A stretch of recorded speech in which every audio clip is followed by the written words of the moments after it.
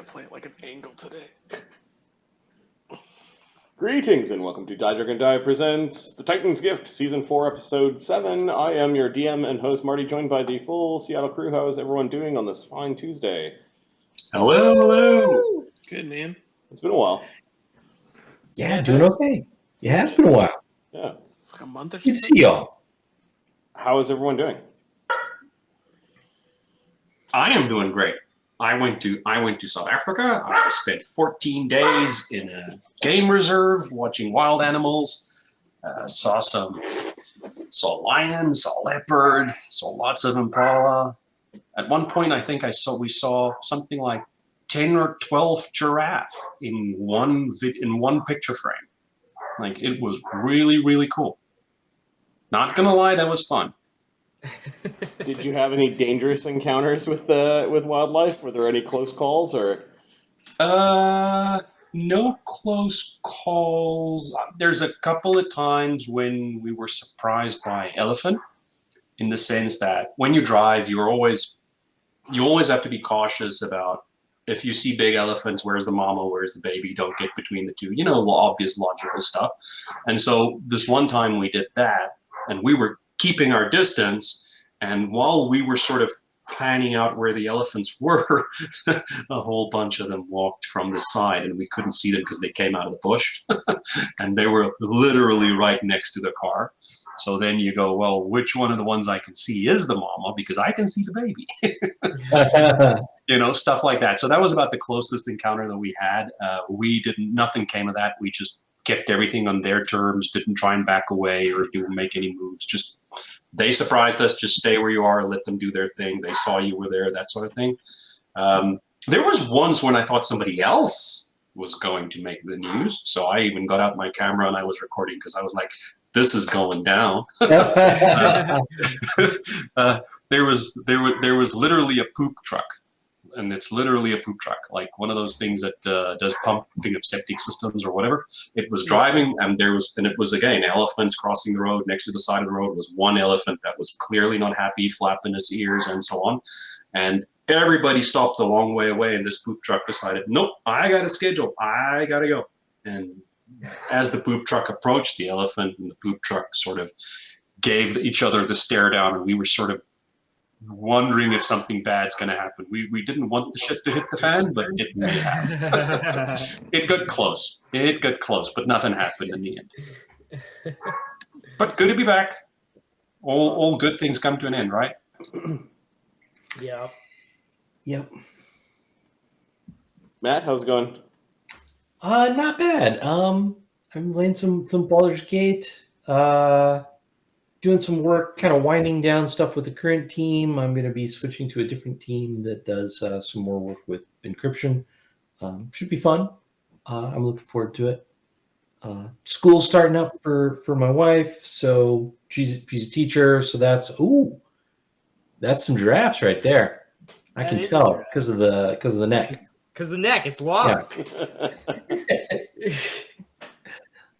Yeah. Not too much else though. I work and riding my bike occasionally and enjoying the weather when it's not smoky. And I got an air quality thing that I mounted upstairs so I can kind of see the local air quality. That's fun. I like data, so that works. Yeah, then you don't even have to go outside to check the air quality. Now you can just go look at the air quality index. Nope, not going outside today. Back into the office. Yep. Luke, what are you playing in Baldur's Gate 3? What's your main character? I'm super boring. You guys have all cool multi-class stuff. I just did a wizard, just evoker wizard. I don't know that much about like the deep knowledge of all the systems and everything, and I just wanted a utility wizard who could learn all the spells, and I could just have a bunch of tools in the toolkit for whatever the situation is. But it's like not super exciting playthrough, just to be vanilla wizard. Hey, as long as you're having fun, that's fine.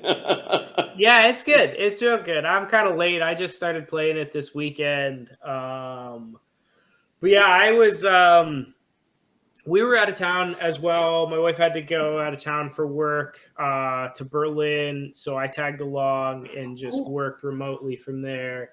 And then we took like a few days after that, did kind of a long weekend, early birthday thing for me up to Copenhagen, and ate at my first Michelin star restaurant, which was awesome. That was really fun, fun time. My wife and I are big like foodie kind of people, so that was huge for us. And then I got COVID on the way back, and I've been sick for over a week now, and it sucks. It sucks real bad. You feeling okay right now? Not really. It's like it's not terrible anymore, but it's just like, runny nose, cough, throat problems, head thing for, just like slow to like get out of your system. But yep. Life goes on, With that, I will mute and blow my nose here. I mean, if we're lucky, life goes on, right? Yeah. It's going. It's life not is promised going these on. days. So. How are the doggos? Well, there's some loud noises outside, so kind of sitting in an angle while Yasha sleeps under my desk. She's like laid herself across diagonally from where my chair would normally sit, so like I can't really scoot in right now. But I'm on doggo duty right now. I did play some Baldur's Gate. My first playthrough I restarted. Yes, some. My first playthrough I restarted around hour 30. I started with the Dark Urge. It was a little bit darker than I thought it would be. So I did a normal playthrough.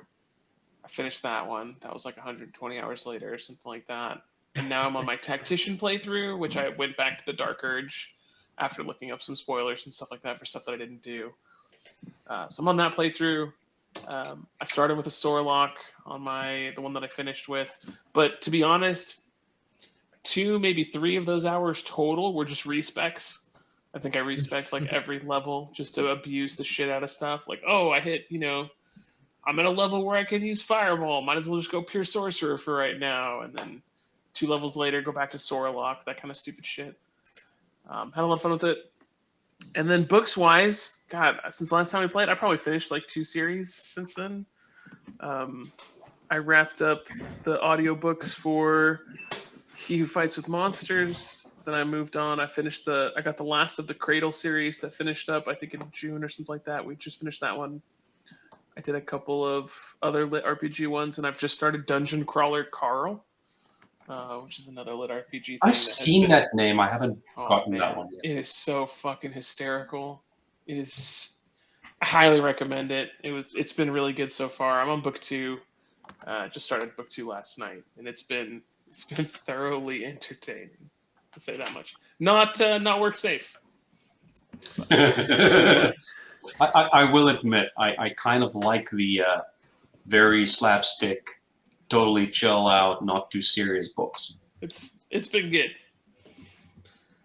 If you like Lovecraft, then you might like the Averoigne Chronicles, which is partially what this module is based off of. It's a book or a series of short stories by a guy named Clark Ashton Smith, and it's basically a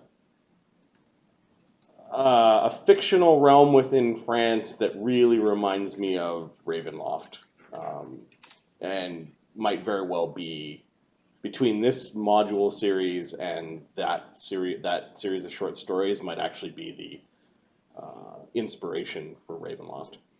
Okay. So short stories? Yeah, it's a series of short stories called the Averoigne Chronicles here. It's that. Okay. Anyways, apparently I like turn of the century, like late 1800s, early 1900s horror Cthulhu, because that's the era of Conan, it's the era of Lovecraft, it's the era of apparently Clark Ashton Smith, who also wrote letters between him and Lovecraft, like they knew about each other, and some of Lovecraft lore ended up in one of his stories, and it's like this. That's cool. Yeah, and then Conan and I've got 2 books of letters between the Conan author and Lovecraft as well. Really? Yeah. Interesting. Like some of the dark gods in Conan actually are from Lovecraft. That's No cool. shit. which is I so, did not. yeah. That's super interesting. Like before Old school internet, a crossovers. bunch of these guys just wrote each other letters about the kooky fantasy shit that they were Yeah. working on, and crossovers and stuff like that. It's really That's interesting. neat. Yeah. This Ashton Smith guy has a bunch of books. I've got What his is collection it? of short stories, The Chronicles of Averoigne. So I'm about 3/4 of the way through that, and some of it will actually inspire what's going on tonight. Interesting. Neat. Yeah, So we I mean, shouldn't I read love it, that. is what you're saying. Yeah. Not until we're Maybe we done. should. Not until we're done, Yeah. but we'll plow through the majority of it probably tonight. I Let's do a love that turn of the century stuff. Yeah, let's do a recap of what happened last game. Last game was alchemy is never the answer. The jerks What a great explore a strange observatory before descending into the nightmarish depths beneath Castle Amber.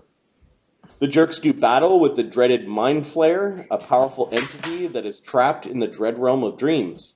The professor drinks a horrible potion. The party meets their host, Lord Stephane D'Amberville, who is greatly amused by their antics. Lord Stephane did let you leave his castle, but you still think you might be in a dream realm that is part of Castle Amber or Chateau d'Amberville. You are in a idyllic countryside with a strange, harsh light in the sky. You can hear some cows. And peeking through the slats in the barn wall, you can see Castle Amber in the distance, cloaked in this red mist, sitting dominantly in the center of this pastoral countryside. I think the professor has been rolled up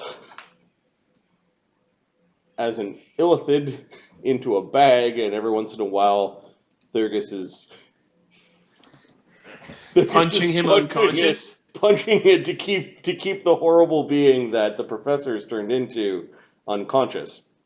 When you guys arrived, you do notice that Bukerbeck has changed his form slightly upon leaving the castle.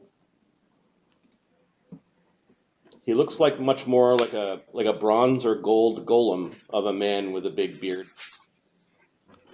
He's less handsome now. Nice.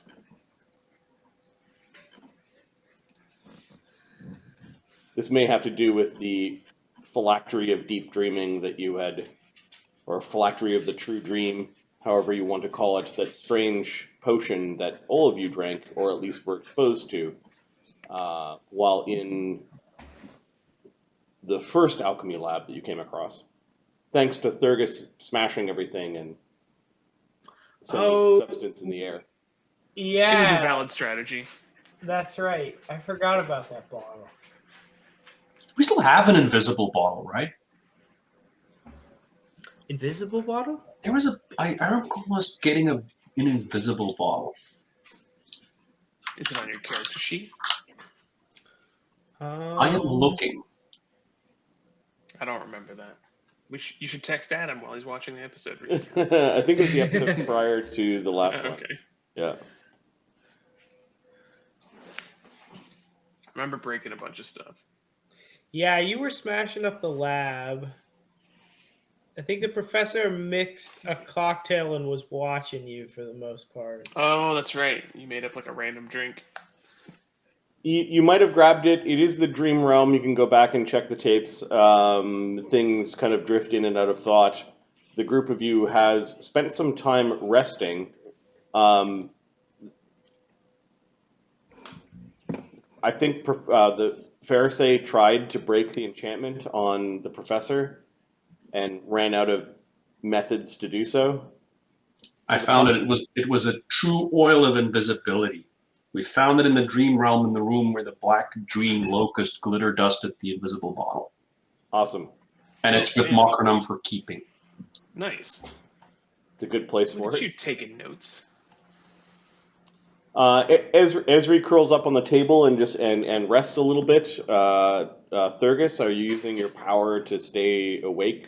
Oh yeah, Thurgus Okay. casts Keep Watch. He's never going to sleep in this place. And Thurgus ends up just sort of sitting on top of the professor. So that the professor starts moving in the bag. You can give him a bit of a bit of a poke. You Honestly, spend he gives Christopher the sword, the Eclipse Bringer, okay. the one that it has the brilliant energy enchantment on it, and Christopher just kind of slides it into the bag because it ignores inorganic material and stabs the professor, and then pulls it back out. Every once in a while, just gives him a little stab. Little thwap with the blade, the Yeah. side of the blade. I mean, it's a greater transformative weapon, so he probably just plays around with it. Sometimes it's a club, sometimes it's a dagger. There's something wrong with the people here. It's almost like they're black smudges. There are people kind of their faces are black smudges. The person does come into the barn, but they don't seem to notice you, and they're like doing work. Interesting. When you fall into sort of a listless rest period, you are visited once again by the master of Chateau d'Amberville. He's sitting on a gold throne. You can hear the wails of maybe people moaning and dying kind of in the background. It doesn't look like you're in a room. It's like he's sitting on a gold throne, maybe in a battlefield. The odd glimpse suggests that there might be a field of staked people behind him. It's everybody get the same dream, Thurgus is the one who is awake right? via the spell, so Yeah. you smell the blood, Okay. and it's like a field that has been dampened by the blood of its country. Let me find D'Amberville's token here. Castle Amber. Smells like bloody sacrifice. Coppery. Should we be fully rested? This is while you were resting. He appears before you. Okay. Perhaps he's cautious to not appear before you when you're fully ambulatory. Where is he? There we go. Stephane D'Amberville. I'll bring him into the idyllic countryside.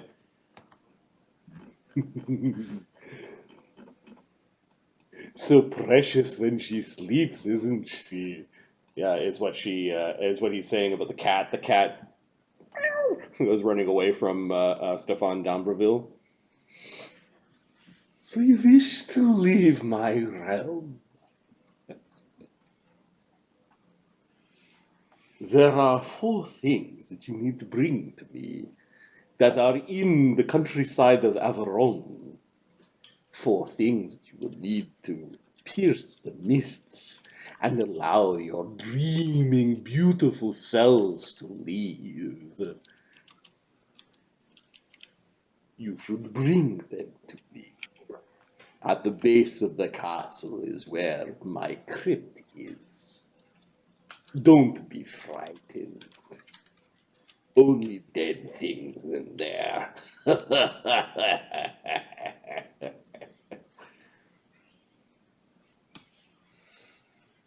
Why don't you go and fucking get it yourself? But I want you to get it. You're the ones that want to leave. You want to watch something? Put it on your dream-o-vision or whatever the fuck. I'm sure you can imagine it. Why don't you just let us fuck off? I've watched and toyed with these mortals for so long they bore me now. You are the most interesting things here. I won't very disagree much with that. liked how you dealt with the big mind flayer squid thing. You're welcome for that. You should probably kill your companion. He is no longer himself. We'll give him another day. He's earned that much. You've been warned. Your brains are the warmest around here. I do lay claim to your bodies after your brains have been extracted for nourishment. I'm not putting you on my living will, if that's what you're asking for. Oh, wills. Your will means very little here, but it does mean something. I'm sure that you could pull fast ones over my relatives and friends here in Averoigne. Relatives, you say? Yes, You got a family here or something? Or are we going to pop off to your mum's? I've been the Lord of Averoigne for so long. You got a lot of little bastards running around. Yes, Bunch of little Stephans, Stephan 2, Stephan Jr. and some friends. He's all smiles, all false smiles. Do you want to know what these 4 items are, or do you want to stay here and milk cows? I mean, if I don't ask, could I just give you 4 random things? No. Well, then you might as well These tell 4 us. things are required for the ritual to get you out. Fergus eyes him skeptically, but listens. Yep. First is the viper circled mirror. I do believe that the Archbishop of Vyonne has the mirror. Vyonne is the largest city here. It is not hard to find. All the racket and the toiling of their cathedral bells. It's dreadful. They think that noises can keep me away. The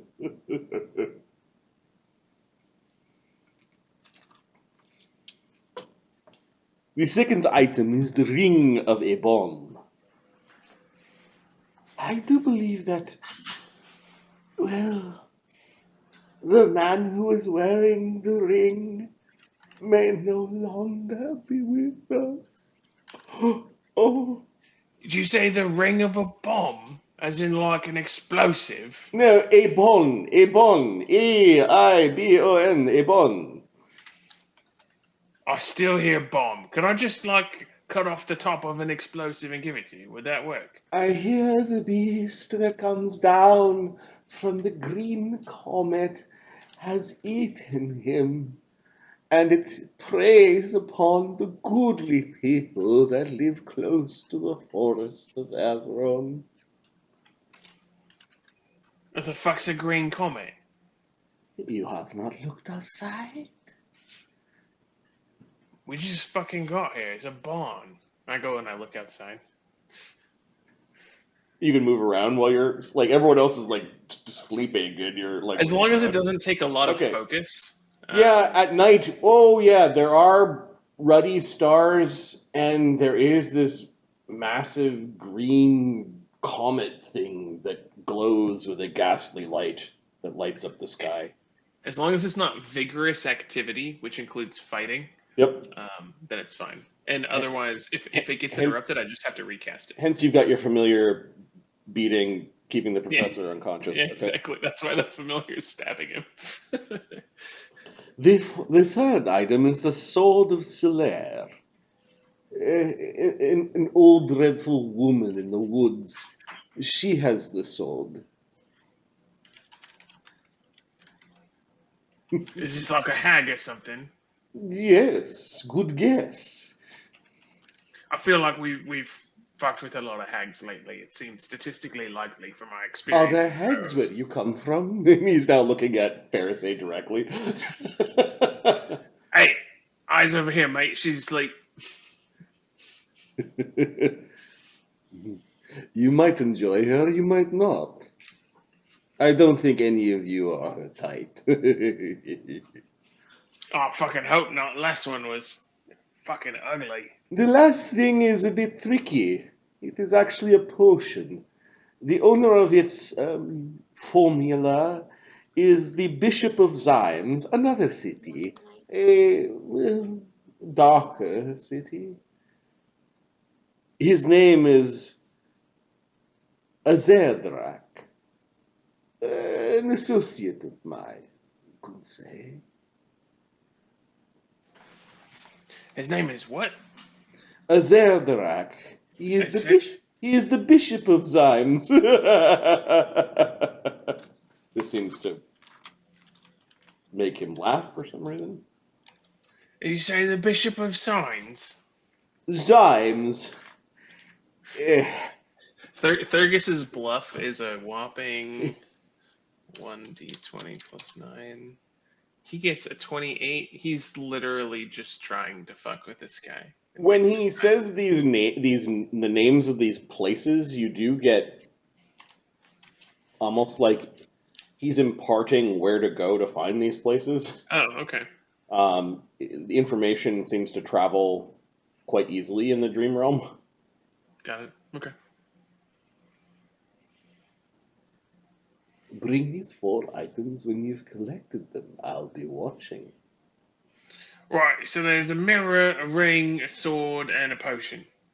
Yes, you'll have What to if I just hold the mirror, wield the ring, grab the sword, drink the potion, and stab you in the face? What happens? Is that the ritual? The reverence.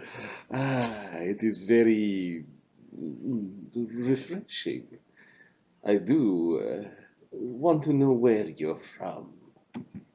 But perhaps we could talk about where you're all from later. Let's see if you could even get these items. I'm not entirely sure you can.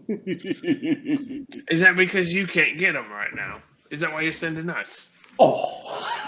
They like smell like garlic or something, or they got really loud bells that are keeping you away. Is that the thing?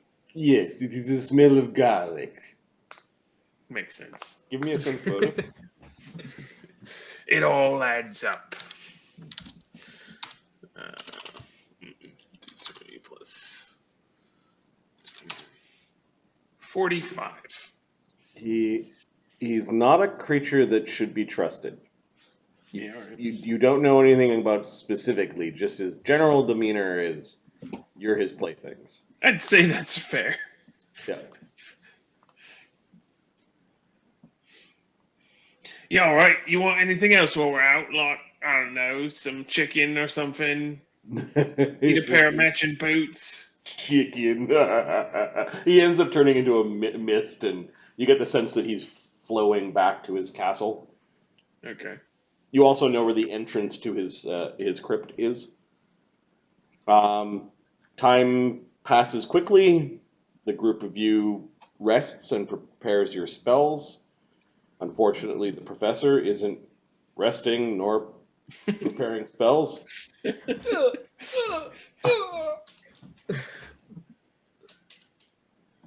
I mean, does he have fast healing? What do I have? Usually, like, having to beat something continuously is only if they have fast healing. If you're fucked, like, I just have to hit you in the morning once you rested.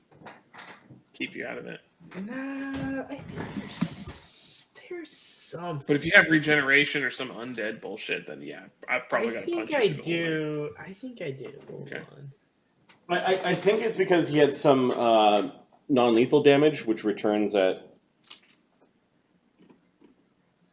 Oh yeah, he has returns quicker than normal hit points. Oh, okay. And then I don't remember if he has fast healing or not. In either case, I make sure he stays unconscious. The ring of the troll god's blessing has a ring of regeneration power on it. Yeah. Okay. So you noticed that, and you knew about the item. You took it off, and it's sitting on the table. Okay, so I did get a rest. Then you're saying. You got to prep some spells once we let you wake up. Well, yeah. So, how many hit points do you have in the dream realm? Oh, where is the sheet?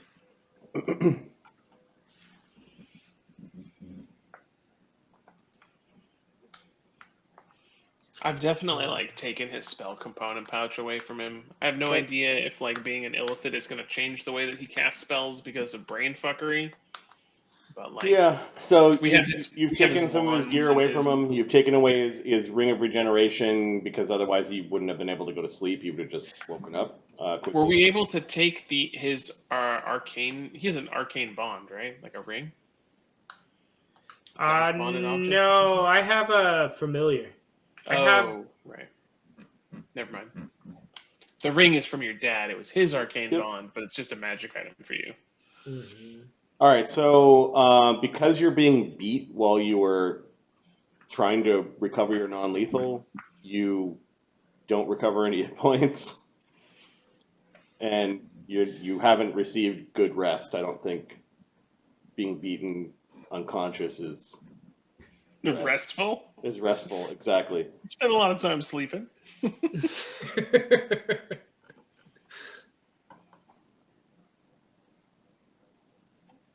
Where are we going first? Says Esri. She's finally speaking in her cat form. Do I have a sense of which of those 4 locations is closest? 'Cause you said I kind of intrinsically knew where they. Does everybody know where these things are, or because he explained it to me while they were asleep? The closest place is the city of Vyonne. It's Is kind that of where in the the, Archbishop is? it's in the center of the realm. Yep. The forest where people are disappearing is the same forest that the woman in the that the hag is in. Mm-hmm.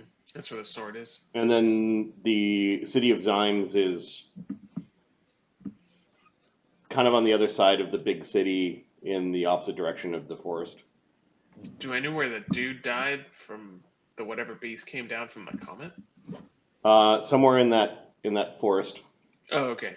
So potentially the ring and the sword are both in the same forest. Yep. And the forest, there are parts of the forest that are between the two cities. Got it. But if I get the sense that it's And then possible, back towards the castle, underneath the in the castle. that's where there's the crypts are. Yep. Got it. Yeah. Do I have a sense that like I might pass the ring or the sword on the way to the mirror? No, the big Okay. city first, and then there is a road that goes between the big city and the smaller city. Designs. That you could take a side trek off either Got it. to go to where the hag lives. Right. Well, while you fucks were sleeping, yeah, Stefan showed up, talked a bunch of mad shit, and was like, "Oi, if you want to fuck off from these mists, you gotta keep me entertained. So go find these 4 randomly obscure things so that we can do a ritual. I'm totally not gonna try and stab you in the back when I perform this ritual. Go find me a mirror, a ring, a sword, and a potion, and we're fucking off to the city. To It's like Vyonne, some like it's over there, and we gotta go find this, viper circled mirror from some archbishop or some shit. I have a feeling we might commit like some sort of sacrilegious theft, but we'll deal with the specifics when we get there. Onward. Oh wait, and then I open up the bag. Fereosae, can you fix this? Wicked tentacle Oh. creature. I Bloody promise into it's for the bag. best. Oh. Oh, early in the morning. Sure. I put the ring on for him to regenerate enough hit points that he wakes up. Okay. Like, oi, you gonna behave yourself while we try and fix you, or I'm gonna knock you out again. God damn it, Professor. And I just smack him again. I cast Grand Destiny on myself, which gives me, for the next 2 hours, 130 minutes, the ability to take a +4 competence bonus to a number of things, including caster level checks. Nice. And I do not memorize I do not prepare all of my level 5 spells. I'm gonna prepare just 2 break enchantments, and save the other 2 in case I need to prepare more break enchantments. Makes sense. Okay. Do you guys remember the DC of this? Fuck off high. Actually, I think it was caster level 20. That was the problem, wasn't It might have been, yeah. That makes sense. Caster level. Okay. And it was a dispel check or something, so it was straight up 31 or something? Yep. Is that what we had to get? Could have been 20. If it was 18th level, it would have been 29. Okay. And it was possible because we had to roll high plus our caster level plus the bonuses. Like, it was doable. I remember that part. Yep. Yeah. All right, Fereosae, what are you casting? I am casting Break Enchantment. I believe that was the one that for sure would work. Okay, so if this doesn't work, maybe it's a sign we should just let him stay in Illithid and make him like a tinfoil hat or something? Perhaps. Let's see here. I feel like I could whip up a metal hat pretty quick. I'm a pretty decent blacksmith. You make a caster level check. 1d20 plus caster level maximum plus 15. Yep. The other bonus can break that 15. The 15 is just the spellcaster limit. Ah, okay. That makes sense. So I am rolling at plus 17. It's pretty good. Any chance we can assist? No. I Unless you've know, got some the sort of answer is ability. no, but I mean, like a fortune point or. Fortune points would work if he's got any left. I still have a fortune point. Is it worth the fortune point? Neil's got a fortune hero point. Max got a fortune hero point. Bookerbeck's got a hero point. Do I have a fortune and hero point? No, there were yous, I think, last game. I think so, yeah. Yeah, I think Luke and Matt are out. Well, I have a fortune and a hero point. Do you have Break Enchantment? No. But I do have Dispel Magic. Yeah, it needs to be I bigger think- than Dispel Magic. Since this is an instantaneous sort of transformation effect, I think it requires Break Enchantment to nuke it. I remember last time it had to be more than Dispel Magic. I know that much.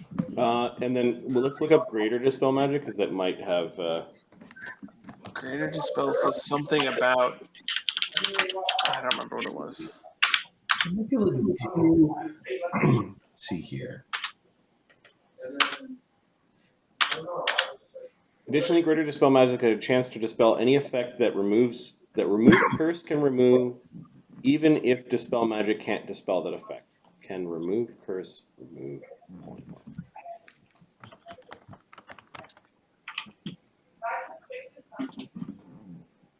If Break Enchantment actually says if it can't be dispelled by Dispel Magic, it only works if it's 5th level or lower. But this might be lower than 5th level, just cast at caster level 20.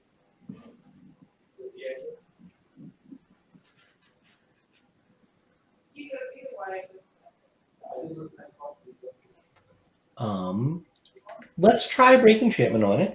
All right. I'm good with that. 33. 33. Okay, Professor. You've got the ring on, so you're in this wet place. It's slimy, eel-like. It feels really bad. The bag is moving. Thurgus, are you going to let the thing in the bag come out? Yeah, Okay. I'm not worried about the thing in At the bag. first, you're worried because this really, really wrinkly and gelatinous creature is kind of crawling under the bag. The illithid body kind of gets stuck, and it's the professor sort of like worming his way out of like a 2 inches of illithid gelatin. Is it crawling out of the tentacle mouth? Yeah, he's crawling out of the tentacle mouth kind of thing, and the stuff is just the squid flesh is just schlepping off. The professor also he pukes something, and there's this tadpole that lands on the ground in front of him, all squishy. Professor, you are no longer an illithid. Am I still gray though? No, the break enchantment got rid of that too. Okay, I gotta find that on my character sheet. I look at everybody else. I can kill that, right? And I point at the tadpole. I think you probably should, yes. Does Professor, Feros have any opinion here? Does he know anything about this tadpole? Professor, give me an int check. Zephyros, you can give me a knowledge dungeoneering.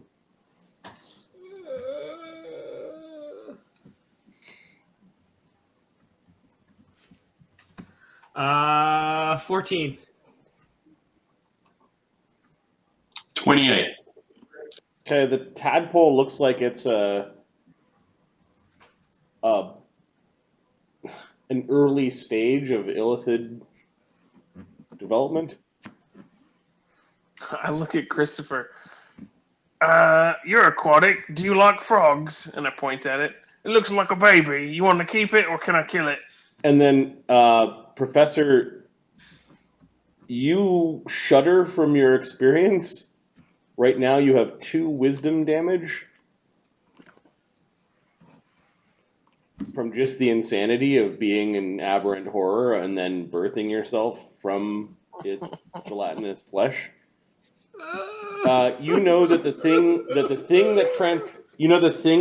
that's attacking this realm, and the thing that you became, like sort of a mindless thrall of that creature, that thing is the key to the gatekeeper that is the creature that used to be in your head. Wait a second. Can you walk me through this again? The giant brain, the giant like interdimensional brain, Yes. is the key to the gatekeeper. What is the second half? This gatekeeper. The gatekeeper is the tentacled thing that you encountered. Oh yeah, at that temple, right? That's trying to that you had just before this adventure expunged from your head.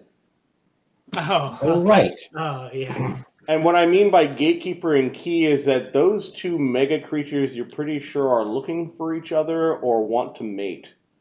Oh, the keeper and the keymaster, as it were. Keymaster, yes. Yes. So, like 2 ships in the night, they both inhabited my body, like in the space of like an hour or 2. They missed each other. That's probably good. Probably good there wasn't crossover on that one then. Yeah, it was probably pretty good there. However, you now know that the thing that transformed you knows about the current state of the other creature. It knows what you know. Okay, so it saw where it is, or at least a way to access it. Yep. All right, so the professor puked up this little tadpole thing. It's just worming harmlessly back and forth in the barn dirt. Yeah, unless anybody objects, I'm gonna crush it. I'm just vomiting and weeping openly on the ground, I think. Oh, is it for eating or for keeping? No, none of those things. Oh, illithid mimic? Holy cow. Sorry. Your brains are for eating.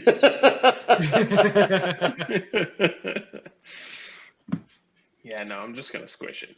Okay, Thurgus, with great violence, crushes it underfoot, and the tadpole that was part of Henry, or the thing that infected Henry, or something, dies. Did I? We need to talk about your ascension options and how we might support you in finding one that is the best fit for you. I don't know what happened. Fergus was gonna smash the bottle, and there was no time to study it. That's right, I drank it. I didn't even think it was just already in my mouth. I don't know. What did you learn, Professor? I don't know. Am I immortal yet? This is what a god feels like. I feel so shaky. Oh, why does it keep coming out of me? I suppose since it's a dream realm, there's really no end to how much I can throw You up just No, on the dream ground world. here. it's just if you're sick, it's Keeps endless. going. I will just like a pool is forming around me with the amount of vomit. Okay. Oh, That's a bit much. Could you do it outside of the barn, please? The sheriff looks at it and goes, "There's a good reason I don't walk." Some of his vomit is turning black. Like the professor knows there's dark stuff within him, and he's now starting to vomit up. I'll crawl through the vomit towards the door, still vomiting, and just crawling as I try and make my way outside. Oh God! There's this giant brain. Oh, it wanted to connect with that other worm thing. Oh God! Oh, wait, which other worm thing? from the library, was it? Oh, where was that with the shore? It was so hungry. And then it came out when we were in the dining room. Oh, yes. The one from the that was over the pearl, over the desert. They want to come together. Oh, if they get together, I don't know what'll happen. Oh, no. Oh, my. Perhaps they know how to get out of here. Oh, Perhaps God, they why do does not. it keep coming up still? How is there still more? Oh. Professor, do you know if Sinclair is still here with you, or is this the moment that we get just your dream? How do you know that name?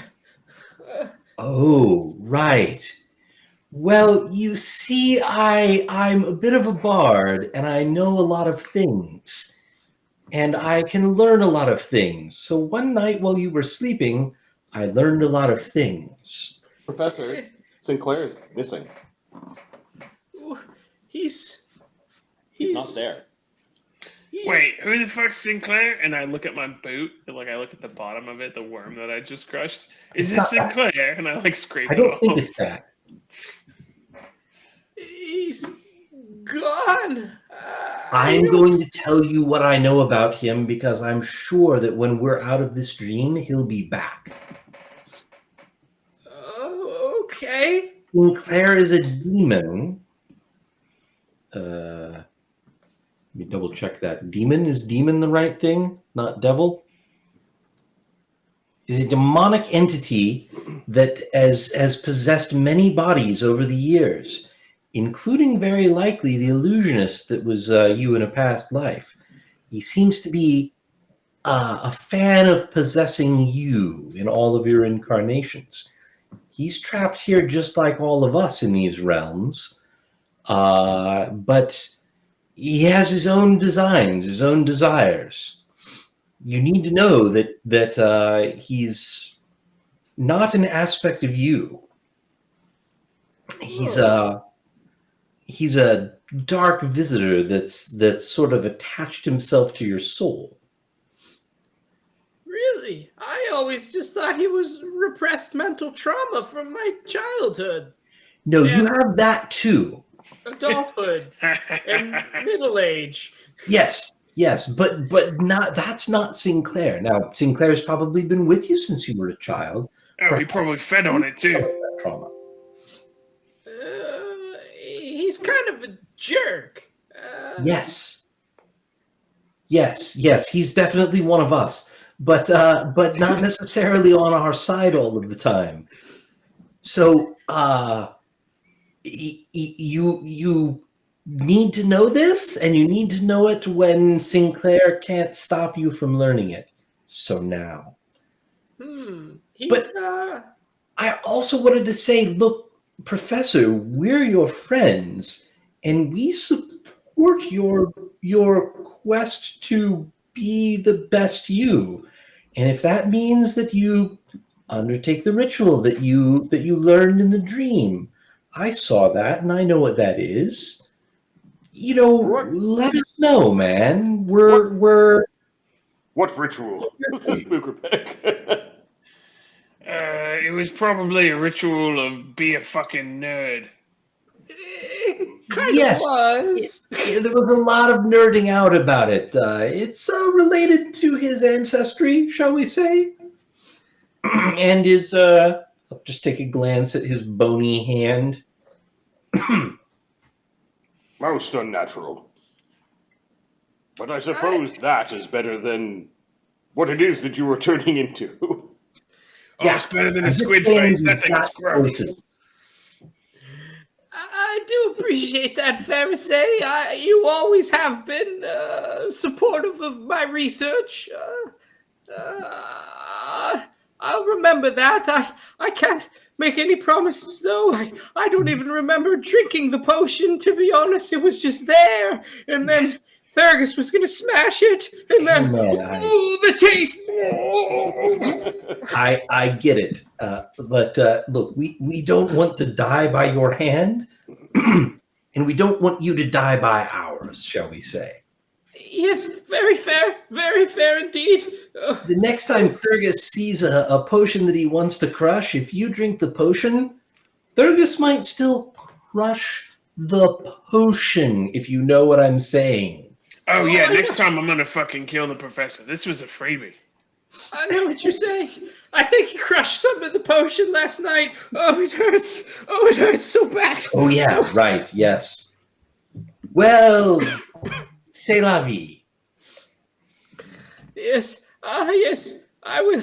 We'll have to think long and hard about that ritual once we get back and make sure that there's no illicit side effects. Bookerbeck, shaking his head, walks over to you and touches you with a golden hand. You receive a lesser restoration, which restores your fatigue, and 4 ability damage to your wisdom. Nice. Did in my unconsciousness last night, did I get enough sleep to prepare spells today, or are my spells still spent? I'm going to say that with Bookerbeck restoring your fatigue, that you can spend time to memorize your spells in this strange place. We should take a little bit of time to prepare then, because I didn't put all my eggs in one basket. Zephyrus just looks around him and goes and wonders whether we need a clean area to do it, because this no longer looks like a clean area to him. Well, the puke disappeared after a while. There's enough of your minds here that didn't like the puke that it just sort of evaporated and rolled away. I'll just sort of collapse into the fetal position, shaking like in a corner somewhere for a little while. And Zephyrus will use prestidigitation to create the illusion that it's clean. Okay.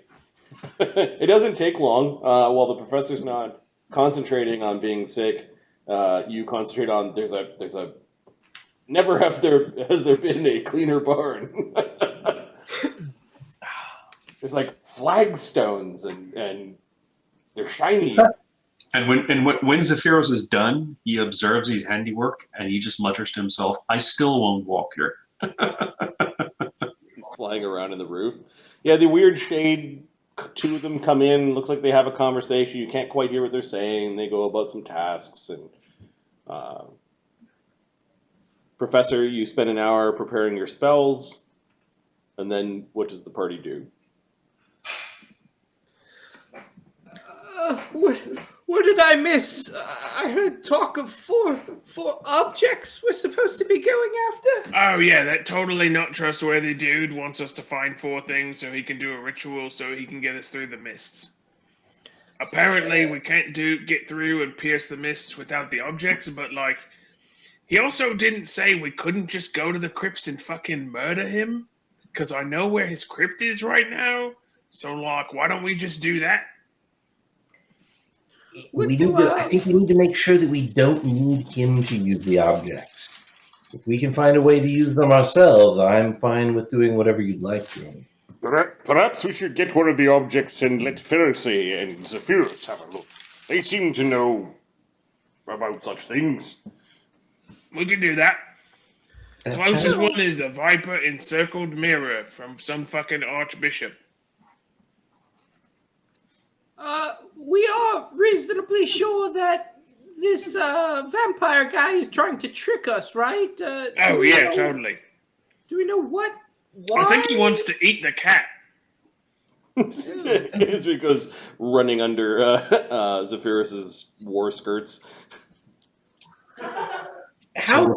So with that, we say we know for certain that he's trying to trick us, and we're gonna go get the first object because we think we need it anyways. Yeah, maybe. It seems Look, like I'm not exactly a diplomat, and you guys were asleep. So like, there's 4 things over there, further over there, further over there, and then past that.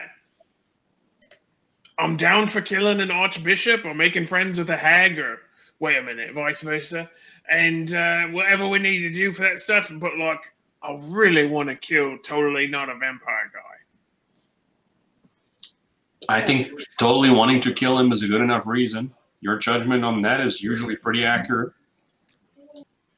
Did you hear I that, suppose- Professor? My judgment is pretty accurate.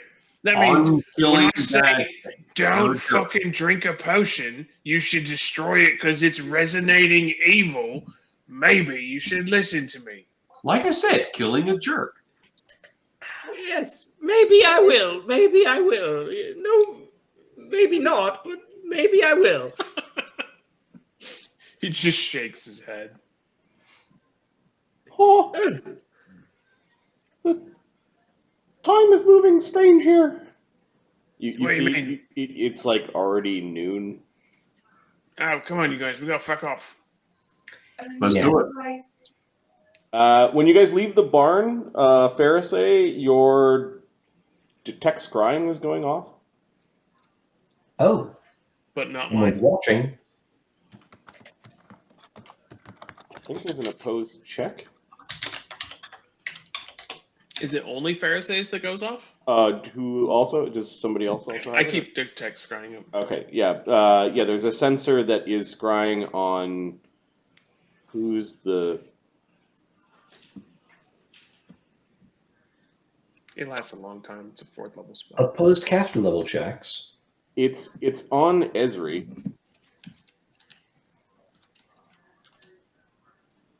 Yeah, you both can make opposed caster level checks because you are within 10 feet of Ezri. I rolled a 31. 31. I'm going to use the other charge of the. I think it probably has been. How long has it been? Has it been 2 hours? It's like It's midday. been less than 2 hours, I think, Well, the because professor spent an hour preparing. Just one of the things the professor did was an hour. And time seems to be moving weird here, so it feels like You realize that time has been moving okay. It's just the sky has been moving through the day quicker. so I'm going to use my second charge of Grand Destiny on the caster level check. I Okay. get a 26. Neither one of you are able to beat the check. Ooh, Ooh. impressive.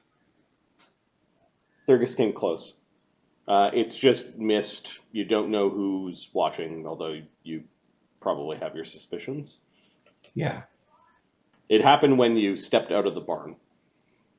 The light here is weird. Not only is there's this sickly green comet, the light is maybe pleasant to some, but very harsh. Almost like it's a memory of what sunlight might have been like.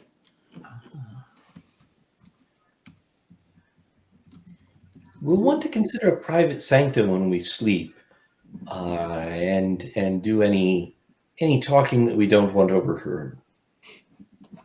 Thurgus, are you leading them to the city? Or are you going to go around the city? Are you going to go to which location are you trying to go to first? Thurgus has no strategy. He sensed that one of them was the closest. Yep. So he walks in basically a straight line towards wherever that archbishop was. And that was essentially what Zephyrus was agreeing with him. So I'm assuming that's what we're doing. So ironically, nobody has to talk about where we're going anyway. So we may as well just talk about random stuff that we're not going to do.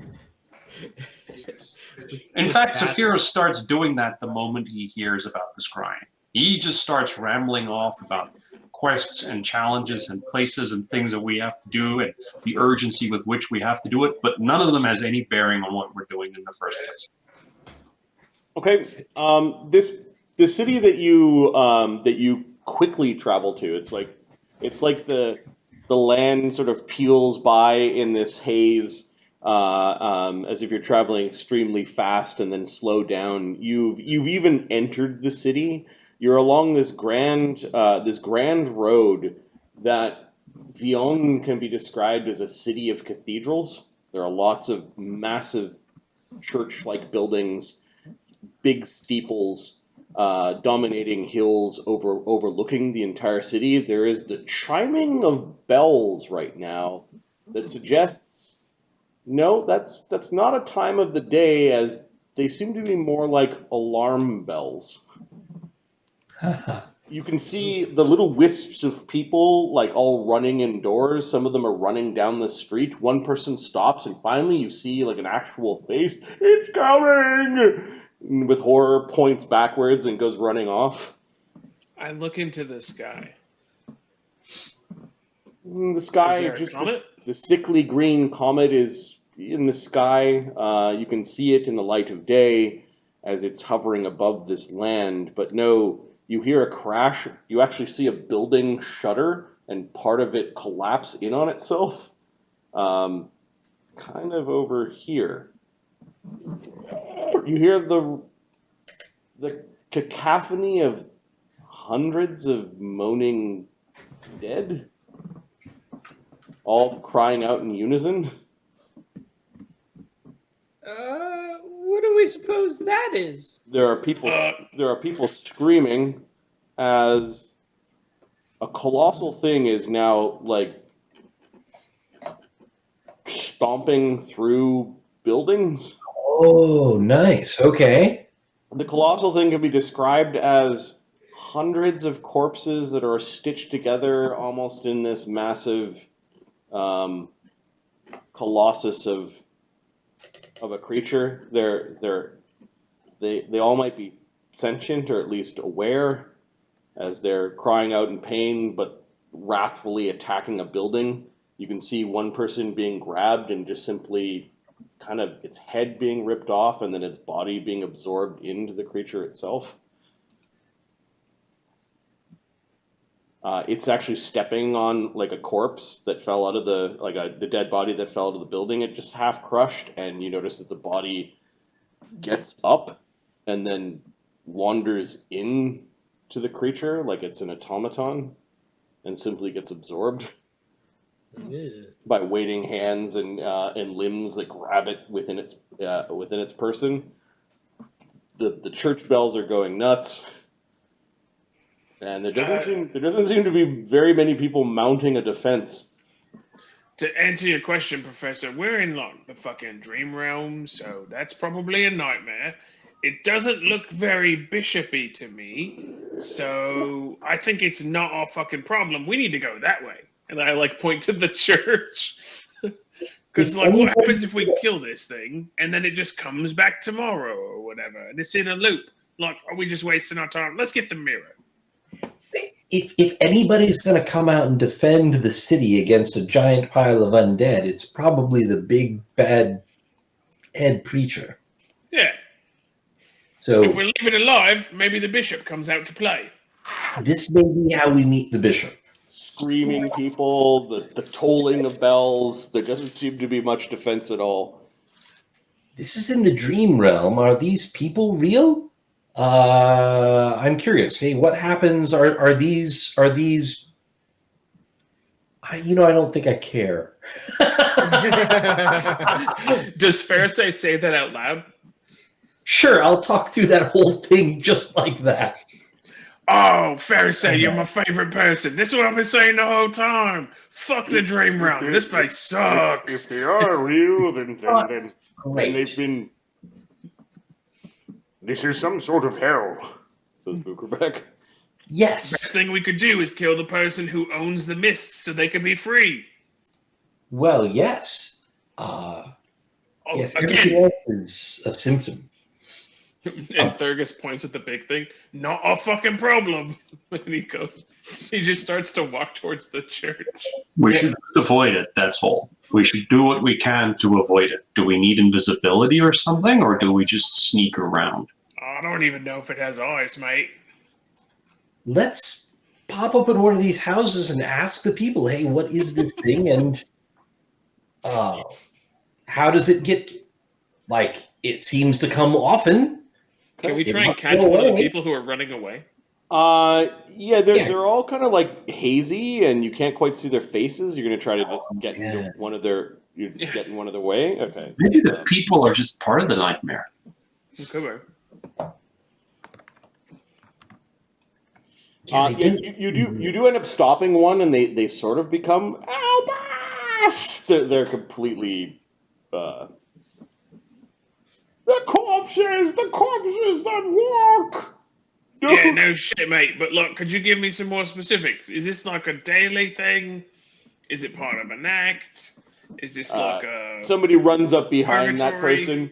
We have to flee. Don't die here, or you will go to it. And they go running off. I don't think we're gonna have a conversation here. Yeah, apparently not. I don't think so. Let's just go find the thing. The bishop? Yeah, the mirror, right? Yeah.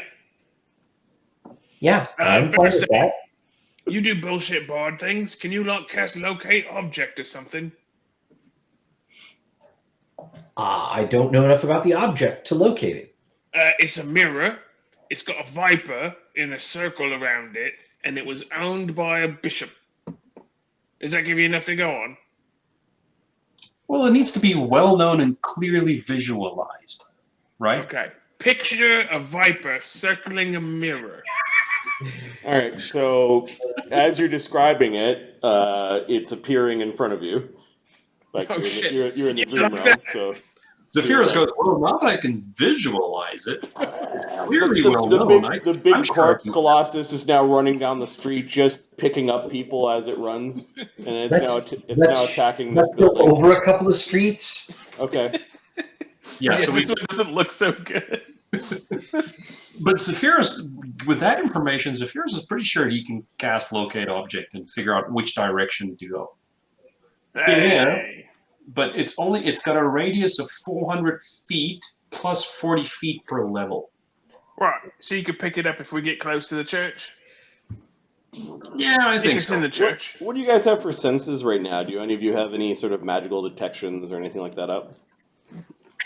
Not at the moment. Yeah, nothing. All right. Thurgus has high perception. That's it. And sense motive. Yeah, you guys went running down a couple streets. You can't see the monster. You can hear it crying out, and the people. You actually see a small group of what look like constabulary with crossbows kind of running down the street to where you guys were going. Do they pass us? They pass you. Hey, wait, before you go, where's the Archbishop? Take sanctuary! What? Where's that? One of the guards stops and looks at you. The holy places! He points up at the nearest cathedral. Oh, so the Archbishop's in there? There are many cathedrals here, but The guard kind of fades away into this mist. You can't see his face anymore. He's going running. Guys, I think we gotta go that way. Of course, we gotta go that way. yes. Once we've cast detect object, shall we walk towards the biggest cathedral we can see? Yeah, the Yeah, I biggest think one so. is actually in the foreground here. There are others that are dotting the city. But if you're looking for the tallest one, it's that one right now. I would just vote that we just walk that way. Yeah, I think we'll follow you if you start walking towards the Okay, biggest one. you're walking through the streets. There's some, with the crashing of the creature and the building kind of breaking, there are some shingles off of a roof that fall in front of you as you're going, and there are people running. You can see people huddling in their homes as you're walking down. Some people are running towards the cathedral. You can see the cathedral gates closing. These all look like humans, right?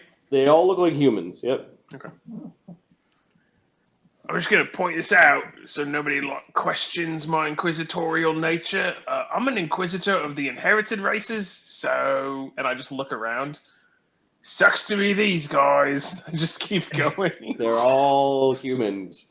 They're hard to tell any distinguishing characteristics of human aside because they're kind of like their faces are hazy. They're like shades almost.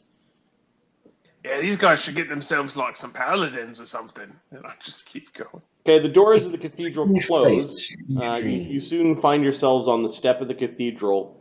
What are the nicknames for the city? You know Thurgus because a bunch of information was imparted to you by Stephane. Is that the city is also known as the City of Gargoyles? There's a large number of carved gargoyles that are along the tops of the cathedrals. I look up at one of them. Oi, you! Go get the bishop. It's important. The gargoyle statue doesn't move. It doesn't respond to you. We're not talking about gargoyle monsters, although they could be up there. You're now at the closed doors of the massive cathedral. It's still not even clear what deity this is worshipping. So up and over, and he just conjures out the big billowy cloud cloak. Can we see through a window or something? There just a are wall, right? high stained glass windows. It's like a big foreboding Gothic cathedral. I mean, if it's just a gate, is it like 30, 40 feet tall? It's two massive doors have closed. Oh, that's the actual cathedral. It's not like a wall around the you're right up to cathedral. the steps. You notice some people fleeing to the steps as the door were closing, and you walk down the street towards it. You hear the monster rampaging down another street. Got it. Another one of the chimneys collapses. You can hear screaming. Shall we knock? Yeah, I think so. And I just knock really loud. 27 strength. Okay. Oi, you can hear Bishop, we got a question for you. You can hear some scampering. Zephyros, you're detecting. You're locating an object, right? Yeah. When we get close to it, I think that was our plan, was to do a locate object to see if we can see where it is. It's what, 40? So you're getting a. It's like 920 foot radius. Yeah. So you are getting a angle that is diagonal and steep, cutting through the front of the building, like this. You don't know the distance, it's just the direction.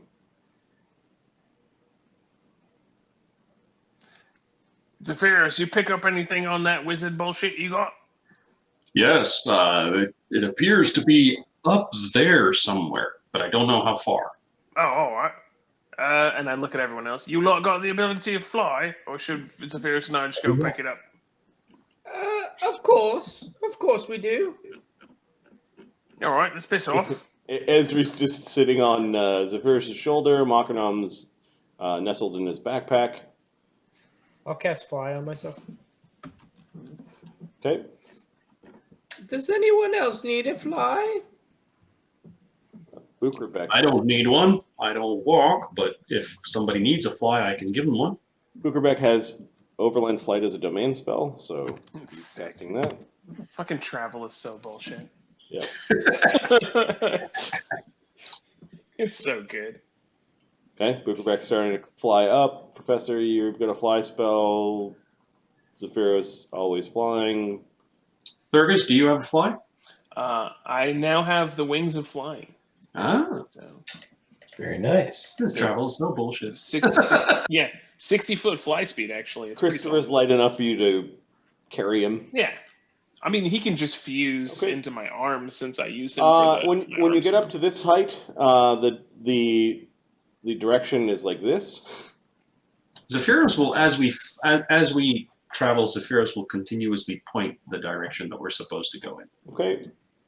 You fly up even higher, and now the direction is like this. We've reached the level of where it is. Yeah, all right. And I like fly up to the nearest. If there's a balcony, I'll go there. But if there are no doors, I'll just like knock on the glass. Yeah, so you can see that there are figures inside of this well-lit room high up in the cathedral. There are 4 men. You can see them clearly, although the friars are maybe a little bit blurry, like maybe they're not important. Or But we can see inside, right? you can see inside through stained glass windows. Because if I can see there, I can dimension door there. Yeah, there are 2 men. There are 2 men in plain brown robes that with cudgels. They are flanking a very opulently dressed, very old looking man. His holy symbol seems to be smudged. Like, you know it's a holy symbol, but you can't tell what it is of. And they seem to be talking to a man that is wearing noble garments, but he looks kind of like a wizard of some sort. And they're just talking, and the guy is pointing, and the bishop, you think that guy is the bishop, is listening. You can't tell what they're saying from here. Shall we dimension door in then?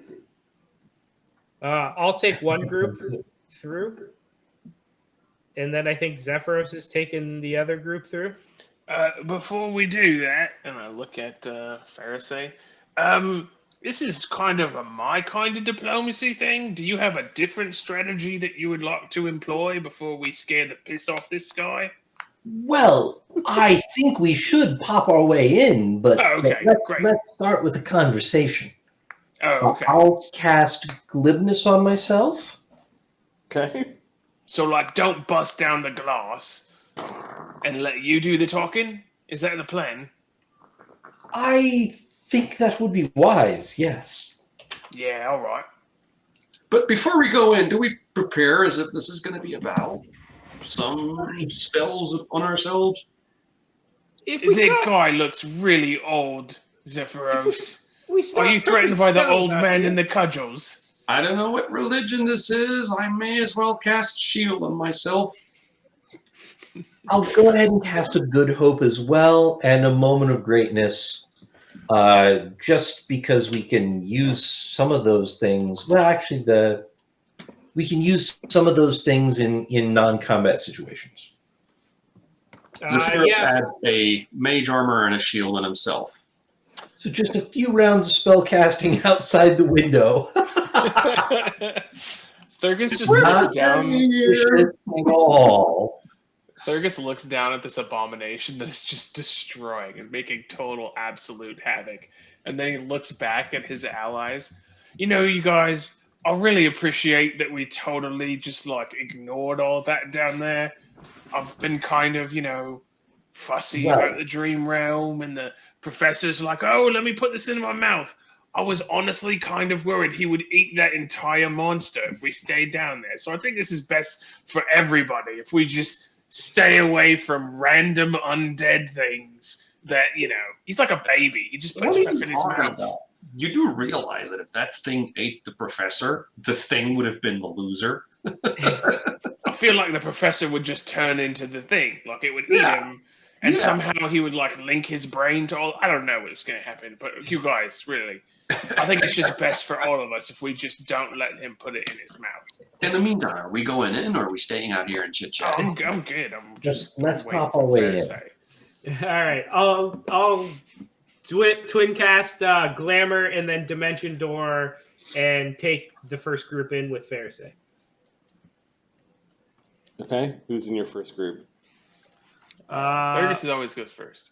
Fereosae, Thurgus will be the first group, and then Zephyros with Booker back in the rest will be the second group. And Zephyros will target his to not go in the exact same spot as where they're showing up, so that we're not all clustered together. All right, I'll draw a top-down square representing that room that they're in. Lightning bolt formation. And then we got these 2 guys standing here, talking to this guy. I'll make the room a little bit bigger.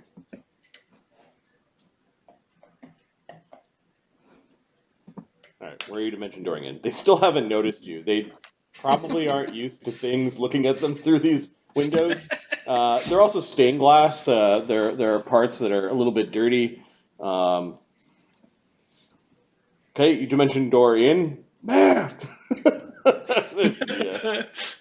Zootalaws, hello!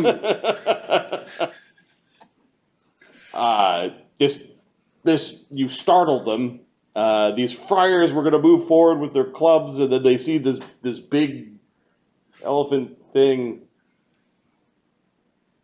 Are you moving in, or no? Yes? Oh, yeah. I'm just looking for an angle for us to drop in, because I don't want to be on top of them when we go in. That's going to scare them. You can rotate a little bit, but that's... There you go. Yeah, I was thinking when we go in, Zephyr might just squeeze and try and not be on top of the person. Who are you? Je m'appelle Fergus. Oi. Hello. Let it be known that I am a great wizard. That I can shoot lightning from my staff. Okay, well, are you a great wizard that has a mirror? Professor nudges Fergus like, oh shit, sorry. Let me introduce her royal plantedness, Fereosae. The Archbishop was so startled that he fell backwards, tripping on his own robe.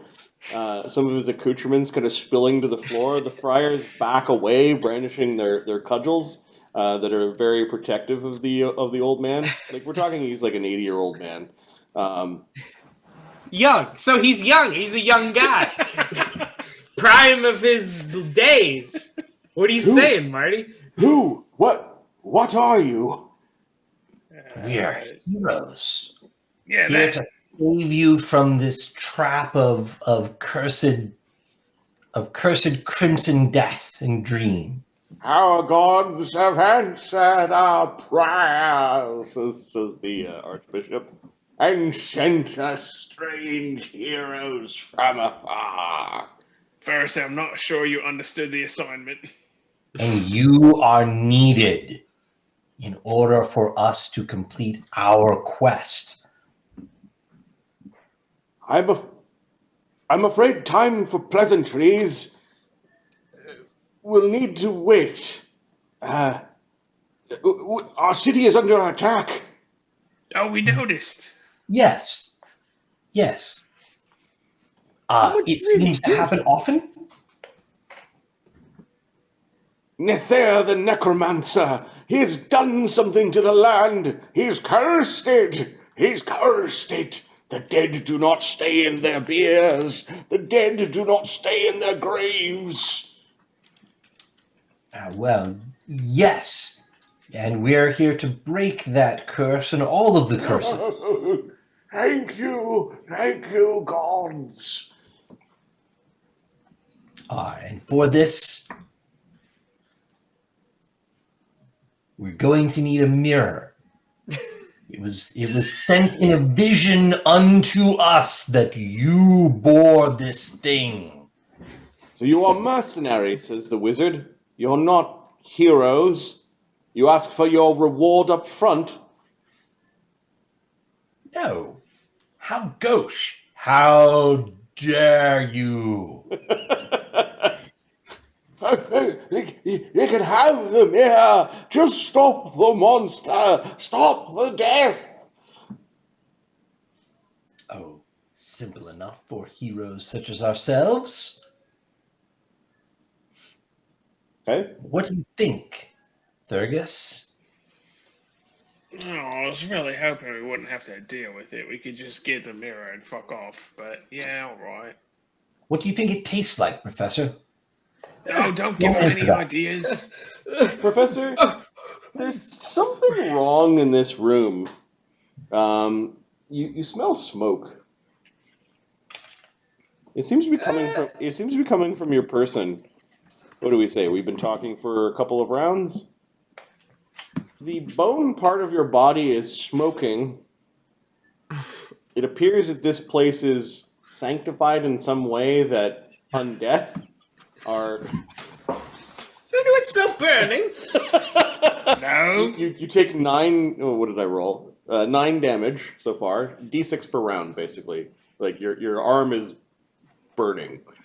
You And also get the Ring of Regeneration, so you're healing some of that every round? Yeah, exactly. So it's you've gone through pain before, but you're like, oh, is it comfortable?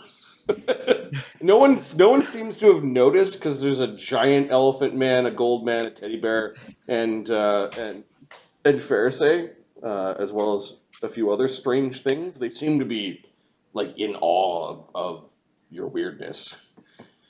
You were sent to break this curse with your mirror, but we can help you with this thing if you tell us enough about it.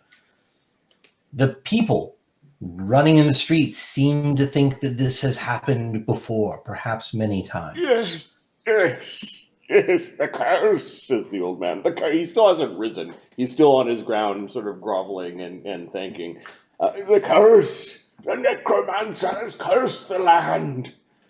The lord of this land does nothing! The lord of this land perhaps sponsored the curse. Regardless. Well, right. So, how have you warded it off before? The undead do not come in our great sanctified areas. However, this creature is large. It seeks to smash temples. In fact, some of the small churches on the outside of the city have already succumbed. It really smells like something's burning in here. That's just me. It does, yes. Well, that's unfortunate. It must be the beast outside. Has one of this size come before, or is this new? A new and even more dangerous threat? It grows larger and larger.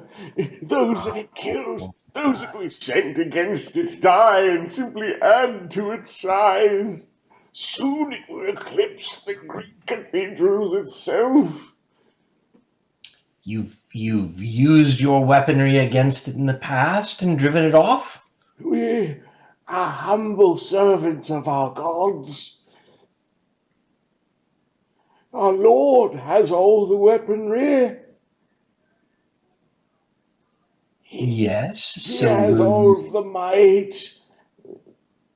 I do not expect our Lord to raise a finger to help us. When has he helped us in the past without a great cost? Yes, but these heroes, the mirror is but a trinket. Kill the beast. Stop the necromancer. Please, I beg of you. Is this your greatest warrior here? I am not a warrior. I have come here to beseech help from the great archbishop. There are other troubles in this land. This land is full of troubles. Oh, like crazy hags that are murdering people and shit falling from the sky that are killing people in forests and stuff. The mother of toads keeps to herself unless you trespass on her land. But the beast that comes from the comet is a fight for another day. All right. Mother of toads, yes. Where does this necromancer hail from? He is a creature that was outcast from Vyonne for his vile sorcery. Do you smell smoke? It does smell smoky. My arm is really tingling over here. I might be having a heart attack. And you seek help from the Bishop of Zines? The Bishop of Zines. One should not expect too much aid from him. He is only concerned about his city and only so much as it pampers him. The Bishop has earned his title. Yes, Your Eminence. And he finally is getting up now. The mirror is a fair trade. What are your names? You strange thing. He makes a blurry, religious sign to ward away spirits or whatever. Meanwhile, the professor's trying to, Stick his hand in a. There's like a big bowl of water. Do you want to cool your? Definitely not holy water. Is the damage from it overcoming the regeneration? Like You that I'm regenerate- starting. Oh, so you have a ring of regeneration? It's probably like Yeah. 1 hit point a round or something. It's part of the. A ring of regeneration is 1 damage a round, and Okay. this is doing And this- d6 damage a round to you. I'm just gonna maybe like wait outside. It's like really smoky in here. I feel like if we're gonna destroy this thing, we should just do our diplomacy afterwards and let's go kill it. I think probably. I am the curse breaker. That's what you may Is call that- me. Yeah, And okay. this is our champion, Lord Ruxpin. Oh no! Another. Hey, fucking what, mate? Careful, sire. This one also bears curses, yes, but we have dealt with sorcerers before that are able to counteract the sorcery and evils of others. Delightful. This wizard at the end kind of just nods to that as the old man's just kind of Do the alluding windows to this guy. do the windows open in here or probably not, right? Yeah, they're big solid stained glass windows. You're like trying to open a window. What is wrong with your I really friend gotta over get some air. It's just really. Yeah, we don't want to break your windows and stuff. What's the easiest way for us to leave? If we're gonna do this, we Look, should just there's stop it now. a stairwell leading down. Yeah, He all right. burns Let's with go. the faith. I will dimension hop back outside and fly back down to Okay. the doors in front of to the the church. roof, or like you need. Oh, you actually can see a ledge on the outside of the window. You could dimension hop there if you wanted to. Yeah, I'll dimension hop there. I probably still have a little fly left in me, but I'll dimension hop there and put my ear against the glass to listen. Okay. The glass itself also kind of burns. I'll put my like good ear. I'll put like the non. No, you are so you're like as you're burning your face against the glass. This time the ring of regeneration keeps up with the damage. So far you've taken 14, 20 damage and you've healed 3. So sorry, 1, 2, 3, 4, 5. You've healed 5. So you've taken 15 damage. Okay. Yeah. I will not lean against it then. I'll try and not burn myself against the building. Okay. The creature is slowly making this destructive path towards the cathedral. But it is stopping to scoop up bodies, and it pulls off part of the roof of a building and reaches in. There's a bunch of screaming. It's I guess while they're It is in there growing in talking, power as it moves. while they're talking to this guy or working on getting out, I can see it. Can I just be up here making some like skill checks to identify what it is and Sure. if it's mindless and if it's weak, what it's weak against? Yeah, give me a knowledge religion.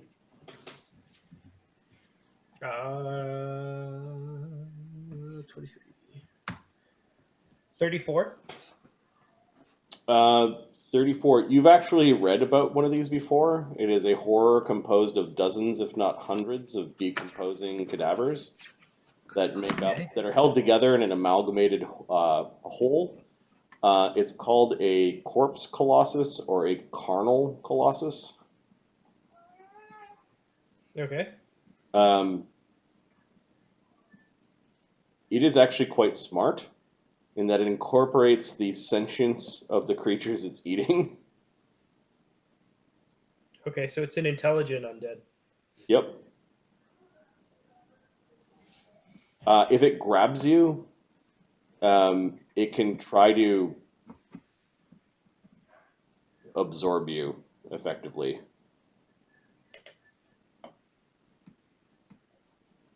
It Does might it also tell be. me- It might also be very like knowledgeable because there's so many people inside of it.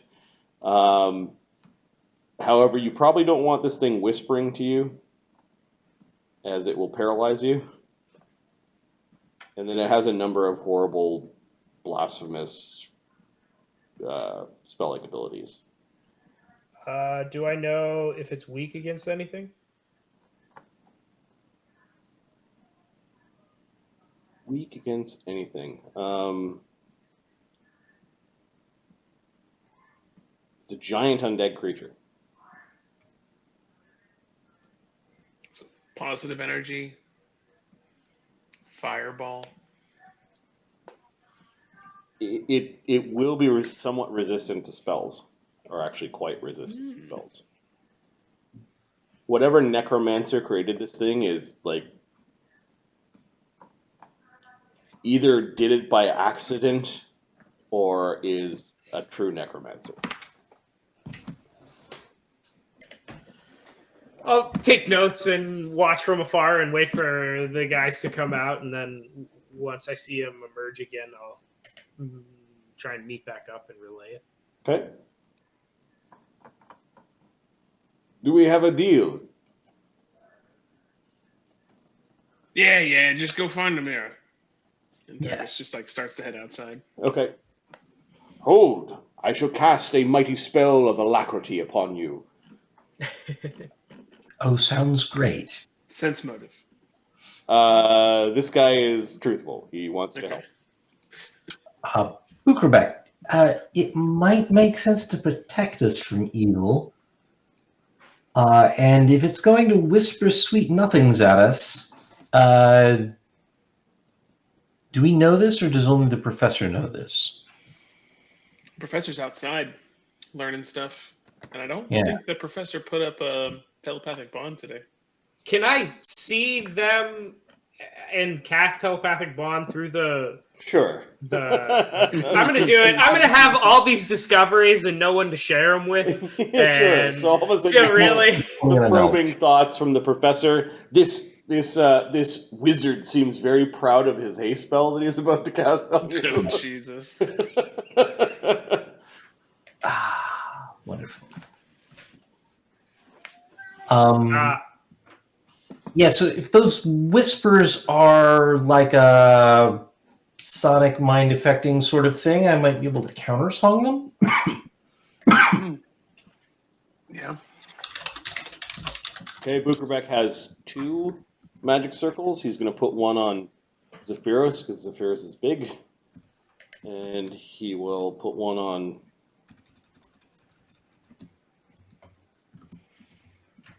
Who else should be protected? It's a magic circle against Evil. evil.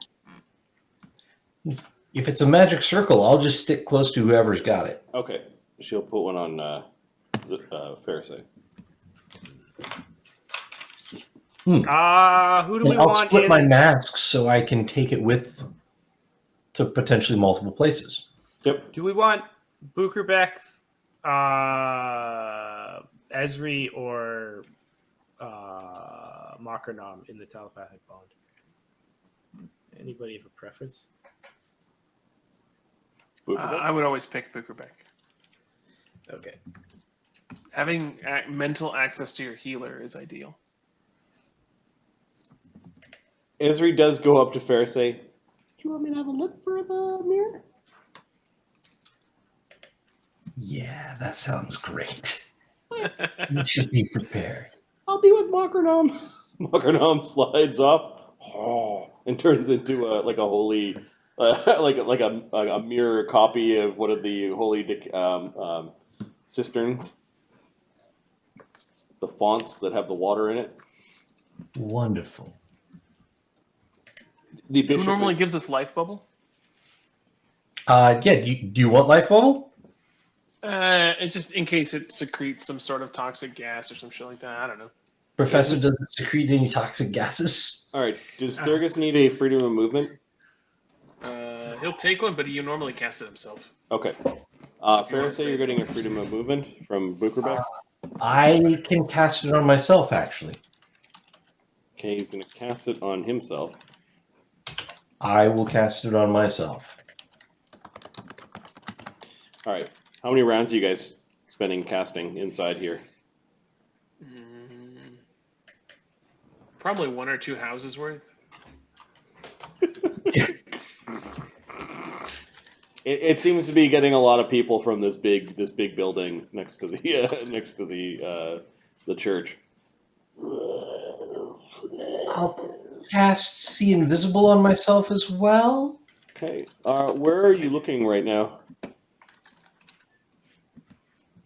Oh, where am I looking? I think we are walking. Well, let's see. I'm looking probably at the wizard that has not yet hasted us. Okay. Yeah, he's not invisible, or there's nothing on him that's invisible. Yeah. He's like, let me know when you're all ready. He's watching your spells with great interest. Archbishop, they are indeed great heroes. They're great magicians and sorcerers.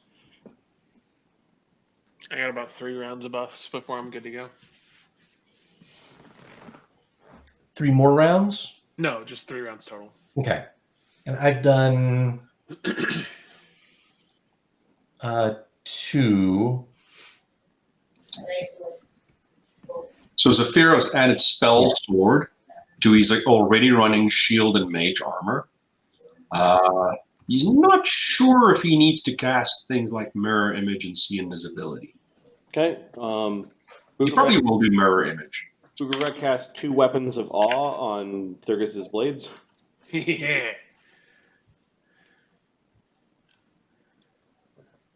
For what it's worth, he's not wielding the Eclipse Bringer in this fight. He pulls out the Dark Star as his offhand. Oh, the Archbishop. We know this blade. How did you get it? I gods. fucked up a Jabberwock? You stole it from the master. No. I earned it from a Jabberwock.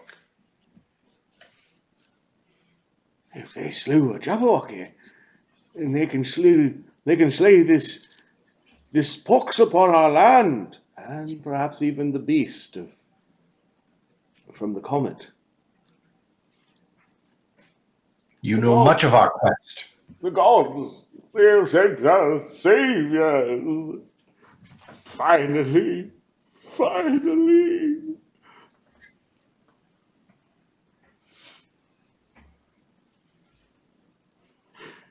The bells will ring true of your victory. Indeed. I think we're ready for your alacrity. Okay. We have a telepathic bond up, right? Yep. Yeah. Zephyros just in the telepathic bond says, well, if this happens every day, it means it must end every day. How about we just wait for it to end and then we move on? I mean, it could be some sort of haunt. It's just going to do this thing all over again, and we could be wasting our time. But I think that's going to happen anyway. Yeah, but Fereosae said we would do it, and I don't like breaking my word. So we're going to do the thing. You will feel the quickening of my spell. Yes, Ace. These people have been here a long time, too, and they may be able to tell us things about this strange land. All right, he gets the 7 of you in here. He doesn't know that he doesn't need to hit the your second mass. What is he casting on us though? Fair enough. Haste. This guy is casting a haste spell. It will last for 7 rounds. That'll get us outside. You'd be real fast on those stairs. Just smash. That'll get us outside, and we'll have a couple of I rounds. don't know. I'm tempted to just bust through this stained glass window. Just smash through Go the tail with it. windows. Yeah. It's a dream, man. Yeah, all right. We're in a hurry. I feel like Windows wizards can are fix just this. gonna I come just back, Kool-Aid you man know? through the side of the stained Okay. glass. I'm sending one mask with you, and then I'm going to stick with Zephyros and Give me your strength check, I guess, or your int check. go back. You kept your strength, right? In the Yeah, I in the keep my realm? strength Okay, in so the yeah, set, for you, it's actual strength check just to bust through the windows. 23. Yeah, there's a massive hole through the windows, big enough even for Zephyros to fly through. As you cause the entire panes of a couple of panes that front side of the building to smash open. Professor, you've got this stuff raining down on you. Give me a will save.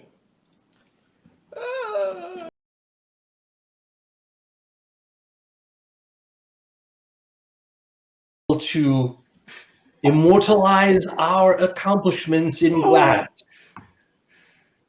32. You managed to. How do you deflect the falling shards of glass? In the most slapstick way possible, I suppose. Okay, so you managed to like slap a bunch of them out of the way. They bounce off of you, and you don't take any further damage from the holy glass that was keeping undead at bay. You basically conjured an umbrella, and you're all bouncing off of it. That quickly goes away. The beast is looking up at the smashed glass, and in unison, the hundreds of corpses all cry out towards you. Fereosae, now that you're there with the stained glass window out of the way with a sea invisibility, you can see something like a gnat crawling around on all fours on top of the creature. Ah, there's a thing on the creature, invisible. Something small, but compared to the creature, yes, perhaps a good target. I will start a counter song.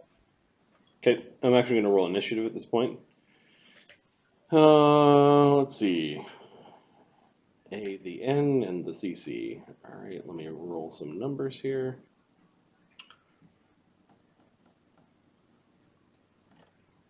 Numbers.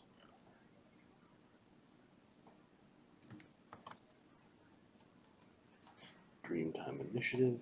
Do you guys have any bonuses to your initiatives right now?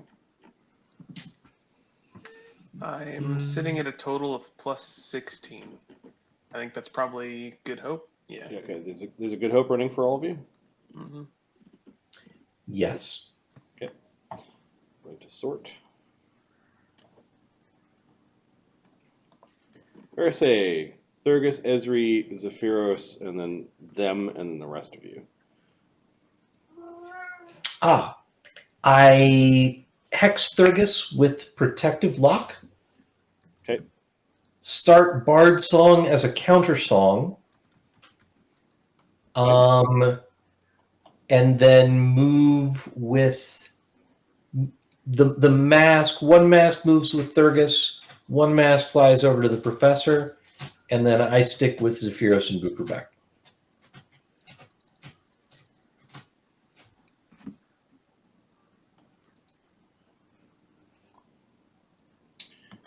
Thurgus.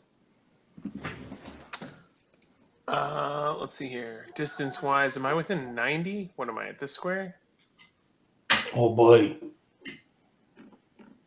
Yeah, I charge. So charge at the window? I charge at the net. At the net, you can see it? I've seen visibility. Okay. Inquisitor spell list, yo. It's the best. Do you have any way of avoiding AOs? Being a dope bear. No. Okay. I can avoid being grappled as part of the AOO. A weird tendril of corpses all kind of linked together comes slapping out towards you. Okay. It's got to roll twice. AC 44 or AC 44? Yeah, those both hit. Both would hit, I should say. Okay.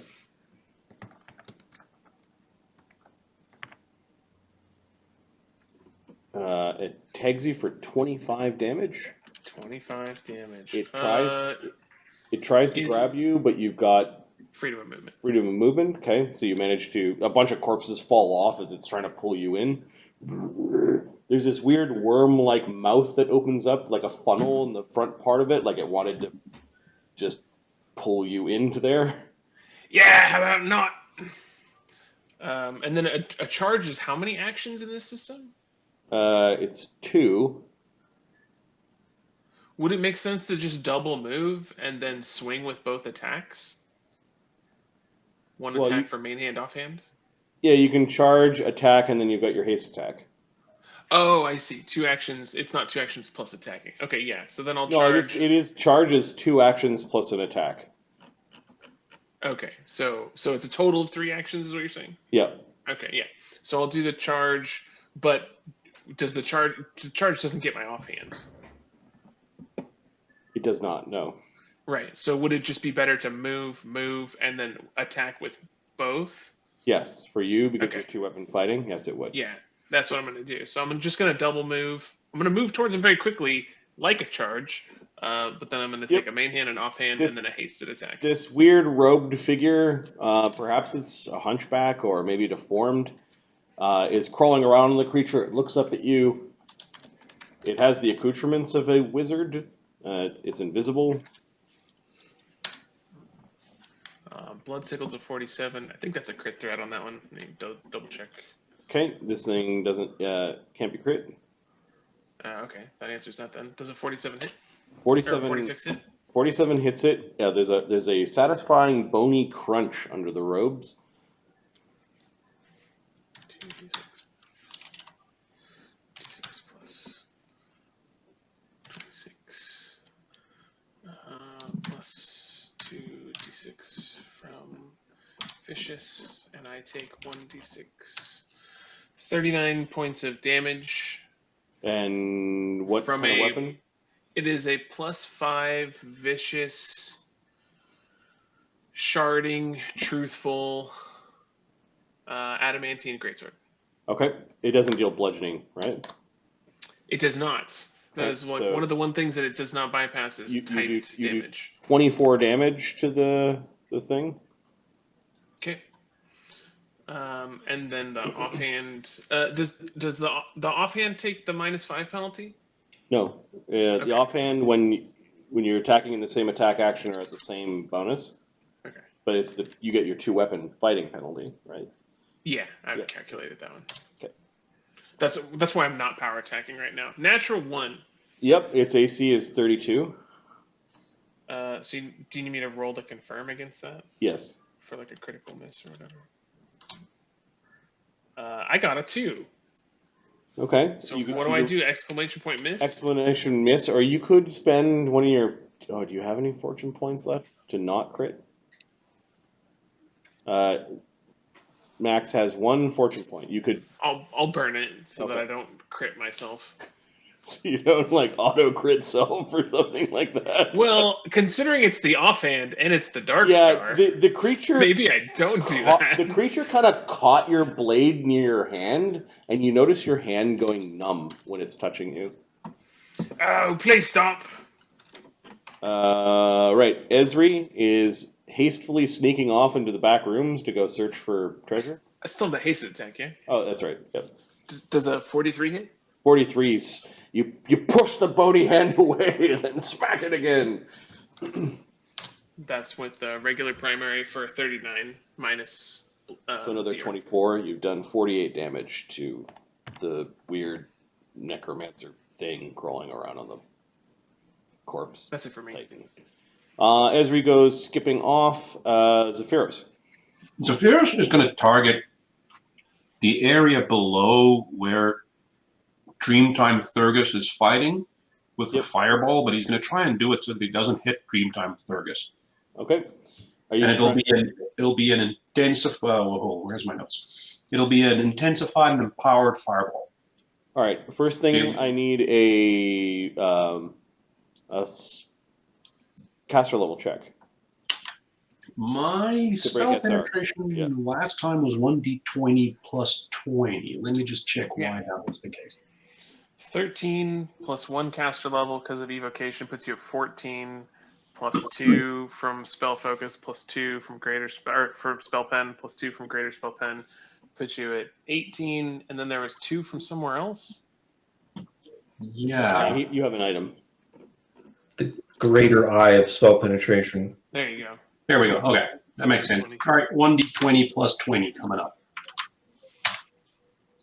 26. Okay.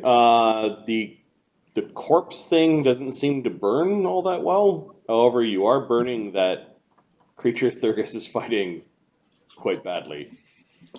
Okay, and the damage will be 14d6 plus 6 plus half damage. So let's just do the roll. So that's 50 plus 25. So that's 75 of its full damage. Okay, and this little guy, does a 12 make the save? All right, you burn the necromancer badly for 75 points of damage. Wow. Strong. You did not anticipate this. Nope. He was not prepared for this either. He thought he was safe on the back of this horrible thing. Invisible, no less. Yep. Oh, it's burning. Robes are burning away. You can see bony hands underneath. Kind of reminds you of the professor a little bit, although this guy's much dirtier. Like he digs through graves or lives with the corpses. It's gross. And That's right. I only dig through old dusty books and eat the corpses of my relatives. Actually, if I did that as a quickened, I would have been able to do 2, but I didn't say that it's quickened, so never mind, I didn't do that. Well, you can do it again then. Go ahead. Can I still do another quickened one in the same round? So how are you casting the quickens? I have a rod that can give me quicken. And what level is the rod? Up to level 3, and my fireballs, intensified, empowered, are still level 3 as well. Okay. Yeah, you could cast 3 of these things. All right, maybe I'll just do that and get this over and done with. I totally support this. That's all right, because I wasn't sure what I was going to do with my turn, so just like finish the fight. If you just end this, it'd be hysterical. Yeah, there we go. So I'm assuming I need to give you another spell penetration check. Yep, for the second fireball. There we go. Second fireball, 30. That breaks the SR of the big monster. Oh, nice. Very nice. So damage roll 14d6 plus 6 plus half gives us 62 plus half. Okay. 93. The bony necromancer fails its save. And then the carnal colossus thing, its reflex save isn't that great, but it's better than the 23. Does that make the save? No, it does not. Save was 30. Okay, and what's the damage total? Oh, hold on. Let me just check. 93, I Sorry, that 30 was my spell penetrations. DC was 25. What did you roll? 62. Yeah, no, they failed. And then that becomes 93. So the corpse colossus is now burning. There are corpses burning and falling off of it. And then this necromancer in 2 rounds from you guys has taken over 200 damage. And 1 round left from just Zephyros. 216. The necromancer thing is on fire. You could see its face is a skull, Thurgus, as its robes are burning away. All right. And then the third one. Spell penetration, 31. Also gets through the SR of the corpse colossus. Nice. Damage roll, 14d6 plus half. There we go. 57 plus half. And while we're doing that, I'm just confirming that I can cast 3 of them. I'm pretty sure I can. Yeah, your rod is 3 per day, so you probably burned Yep. rod for the day. Yep. And your spell pen was 31, so that's another 85 damage. 93 plus 85. 178. On the corpse thing still looks like it's got a lot of fight left. However, you've blown up the necromancer. It just falls off the corpse thing, and as it's falling, one of the burning hands of the corpse thing grabs it and is pulling it inside of its body. Add it to the pile.